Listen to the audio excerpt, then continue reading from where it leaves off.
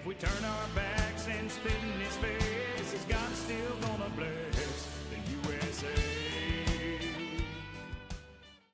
Welcome to God in America, where we connect the faith of our fathers with the freedom of our nation. I'm your host, Perry Greene, and today we're looking at an ancient people whose military might was unmatched. These were the Spartans and the enslaved people who made that system possible. Let's find out what the story of Sparta and her Helots teach us about liberty, justice, and the spiritual state of America today. Ancient Sparta was known for discipline, endurance, and military skill. Every Spartan boy was raised to be a warrior, trained from childhood to serve the state. They were called Spartiates, the elite, full citizens who lived for battle. Their courage at Thermopylae against the Persians still echoes through history. But beneath their proud society was a darker foundation, the Helots. These were state-owned serfs, primarily from conquered regions such as Messenia. The Helots farmed the land, cooked the food, carried the burdens, so the Spartan men could devote themselves entirely to war. Estimates suggest there were as many as 7 Helots for every Spartan citizen. The Spartans feared rebellion constantly. The Helots were often humiliated, forced to wear dog skin caps, or beaten as reminders of their servitude. Once a year, Sparta even declared war on its own Helot population, allowing citizens to kill anyone who appeared too confident or defiant. A chilling practice meant to keep them subjugated through fear. So while the world admired Spartan bravery, few saw the moral decay beneath it. Their strength was built on oppression. Their liberty rested on the bondage of others. The Bible paints a very different picture of what greatness should be. In Micah 6, verse 8, we read, "He has shown you, O man, what is good. And what does the Lord require of you but to do justly, to love mercy, and to walk humbly with your God?"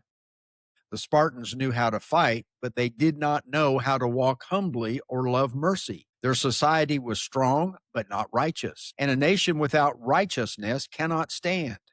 In Proverbs 14, verse 34, Solomon wrote, "Righteousness exalts a nation, but sin is a reproach to any people." That was as true for Sparta as it is for America today. No society can endure if it sacrifices justice for power or convenience. Whether it's the Helots of ancient Greece, the enslavement by governmental taxation, or the spiritual slavery of modern sin, God's people are called to break the chains, not build stronger ones. When America's founders stood up to the might of the British Empire, they faced a different kind of Sparta. The colonies were taxed, restricted, and treated as lesser subjects while enriching the crown, much like the Helots under Spartan control. But the patriots had a different foundation. They believed that kings or governments did not grant liberty, God himself did. As Thomas Jefferson wrote, "The God who gave us life gave us liberty at the same time."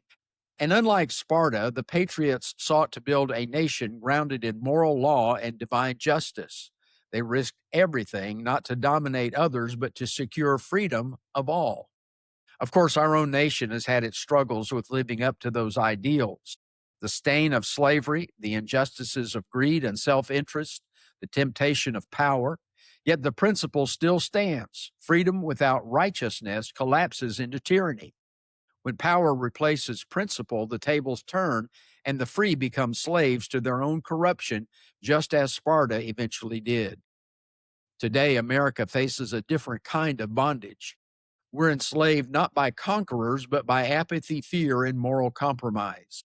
Too many people have become helots of the system, bound by debt, distracted by entertainment, and dependent on government rather than God. Meanwhile, a small Spartiate class of the political and cultural elites enjoys influence and privilege, often at the expense of ordinary citizens. They may not wear bronze armor, but they still wield power through media, money, and control. God calls his people to walk differently. 2 Corinthians 3, verse 17 reminds us, "Where the Spirit of the Lord is, there is liberty." True freedom begins not with political systems, but with spiritual renewal.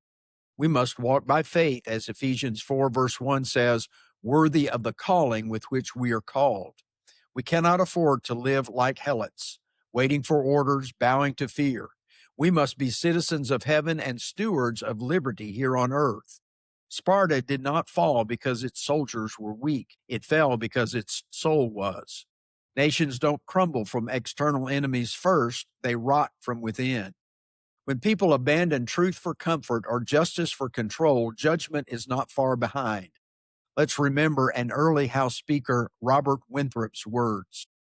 He said, "Men in a word must necessarily be controlled by either a power within them or by a power without them, either by the word of God or by the strong arm of man, either by the Bible or by the bayonet."